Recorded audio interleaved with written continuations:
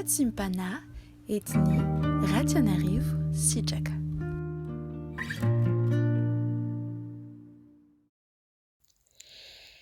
Aisé, qui veut dire Seigneur Jésus-Christ, nous te glorifions et t'honorons pour tout ce que tu es, pour tout ce que tu as accompli et merci d'avoir partagé en nous ton identité, ce que tu es. Merci de nous avoir fait connaître la vérité pour qu'elle nous rende libres, Seigneur. Je te prie, Seigneur, d'ouvrir notre cœur en ce jour pour accueillir et faire grandir ta parole, Seigneur. Pour que aucune des paroles partagées aujourd'hui, aucun moment de ce message ne soit délaissé ni oublié, mais que ce soit ancré vraiment dans notre cœur, Seigneur. Alléluia. Amen. Dans Genèse chapitre 1, verset 1, Genèse chapitre 1, verset 1, il est écrit « Au commencement, Dieu créa le ciel et la terre. » Et si vous regardez bien la Bible, pas une seule fois, il n'y a le mot Trinité. Pas une seule fois, on nous dit littéralement ce mot-là.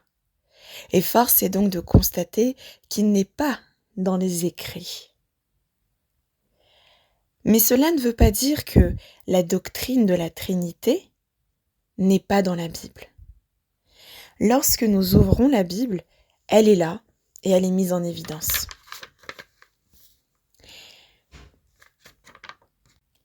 En effet, en hébreu, langue originale dans laquelle a été rédigé l'Ancien Testament, Genèse chapitre 1, verset 1 se lit ainsi.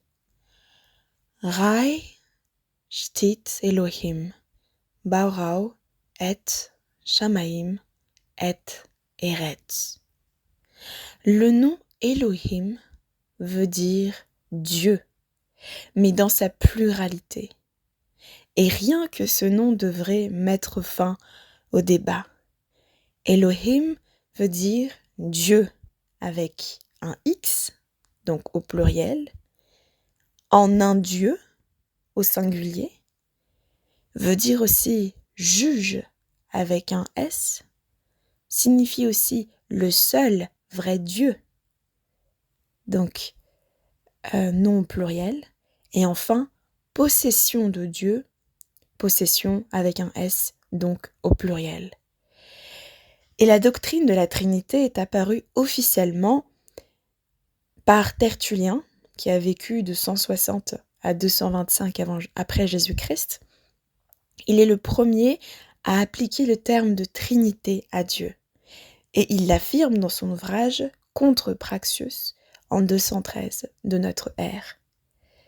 Puis après de nombreuses discussions de séparation au sein de l'Église, le concile de Nicée en 325 après Jésus-Christ, la Trinité est confirmée de manière absolue par l'Église.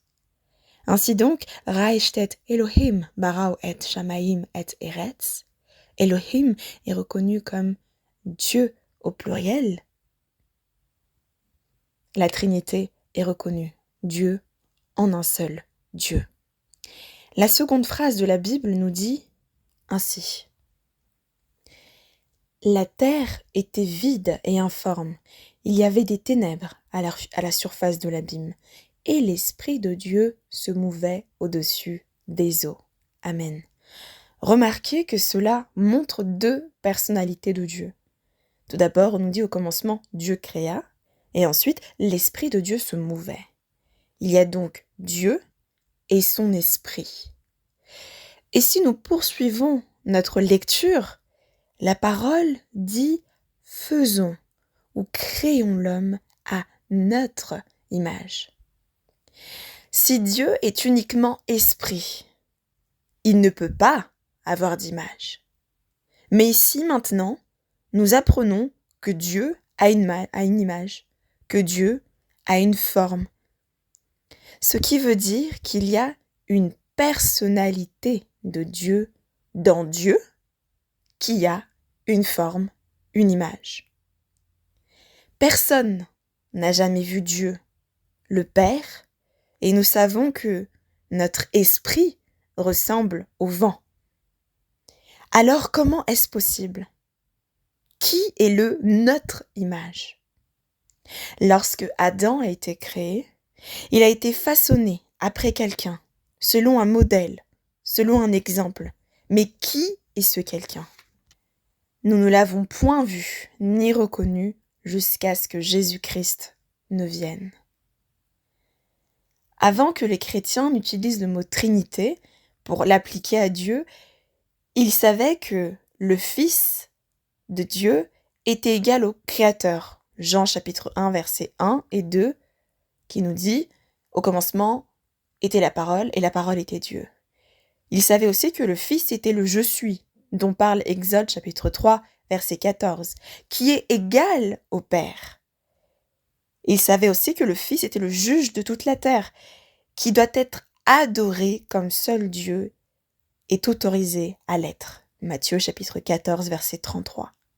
Par ailleurs, les premiers chrétiens savaient que le Saint-Esprit était une personne distincte, avec ses propres pensées, sa propre volonté.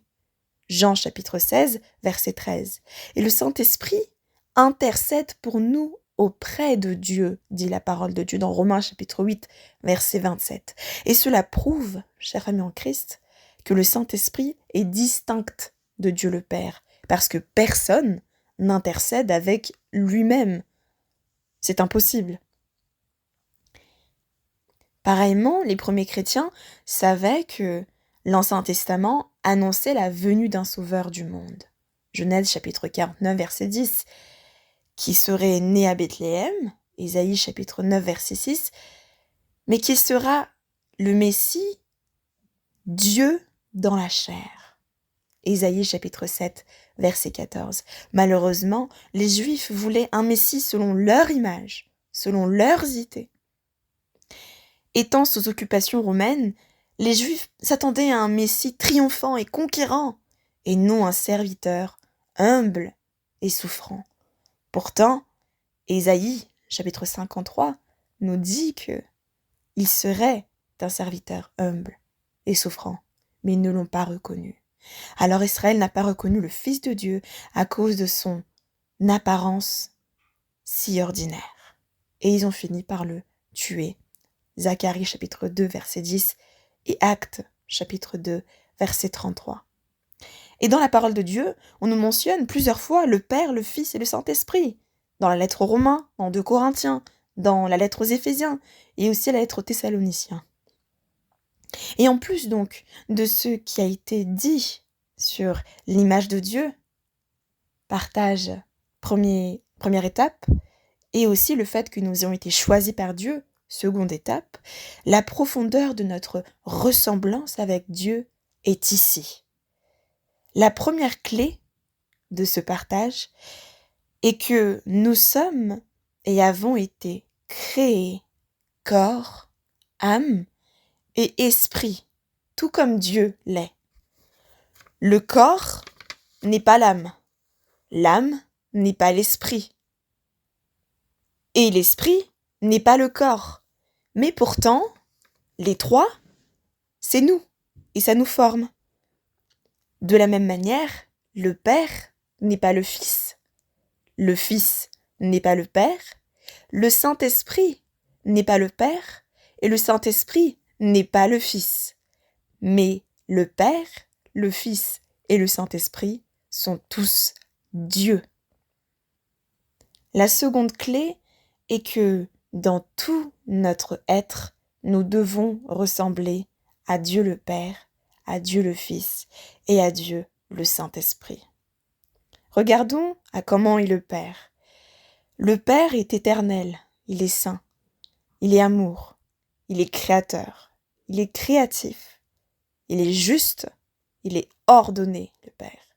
Il est glorieux et miséricordieux. Le Fils, quant à lui, est aussi éternel et il est aussi amour. Mais ce qui le distingue, c'est qu'il est humble, il est paix, il est grâce, il est lumière, il est chemin et il est vérité. Enfin, le Saint-Esprit est également éternel. Il est parfaitement amour aussi. Mais il est l'Esprit de Dieu, l'Esprit de vérité. Il est le consolateur, l'enseignant, le souffle de Dieu, la puissance et la force divine. Et c'est pour cela que la Bible dit que Saint, Saint, Saint est le Seigneur. Saint, Saint, Saint est le Seigneur. C'est ce que disent les habitants dans les cieux. Saint, Saint, Saint, 3 fois Saint. Le Père est saint, le Fils est saint et le Saint-Esprit est parfaitement saint également. Mais en Jésus-Christ, nous avons la plénitude de Dieu, dit la Bible. Il est la plénitude de Dieu. C'est-à-dire que l'image qu'il a, ce que Jésus-Christ est, c'est l'image du Père, également du Fils, et également du Saint-Esprit. Et c'est pour cela que nous ressemblons à Elohim en Jésus-Christ. Si nous voulons donc, troisième clé, ressembler parfaitement à Dieu, nous avons à suivre les 2 premières étapes, qui étaient donc l'étape du partage dans À l'image de Dieu et le second partage dans Choisi par Dieu. Nous devons, en plus de cela, reconnaître et connaître qui est Elohim, qui est Dieu, et chercher à ressembler au Père, au Fils et au Saint-Esprit que nous venons de décrire. La clé numéro 4 est de manifester l'identité d'Elohim en tout point. La 5e clé est de manifester le fruit du Saint-Esprit. Dans Galates, chapitre 5, il est écrit que le fruit de l'Esprit est l'amour, la joie, la paix, la patience, la bonté, la bénignité, la fidélité. La 6e clé, et elle est très importante, et je crois que c'est une révélation que le Seigneur donne, c'est que Jésus-Christ viendra chercher son épouse. Et le terme d'épouse n'est pas quelque chose de hasardeux. C'est-à-dire que, comme Ève a été tirée de la côte d'Adam, l'épouse du Christ qui s'est préparée pour lui est également sa côte et lui ressemble. L'épouse du Christ ressemble à Ève pour Adam. Et la clé numéro 7, c'est que nous devons nous laisser façonner par les mains d'Élohim, les mains de Dieu, exactement comme Ève. Dans Genèse chapitre 2, verset 22, il est écrit « Dieu forma une femme de la côte qu'il avait prise de l'homme. Dieu forma. Dieu façonna. » C'est à nous donc de nous laisser façonner par Dieu pour pouvoir être parfaitement comme lui. Et c'est pour ça que le Vantsipana de ce matin, l'enseignement de ce matin s'intitule « Ressembler parfaitement à Elohim ». Prions. Seigneur, merci de nous faire connaître qui tu es. Merci Seigneur de nous faire savoir que tu es Elohim, que tu es Dieu, Elohim, que tu es parfait et que toi le Père, toi le Fils, toi Esprit de Dieu, vous avez chacun un caractère particulier. Vous êtes distincts les uns des autres, mais pourtant unis par un lien d'amour et de perfection.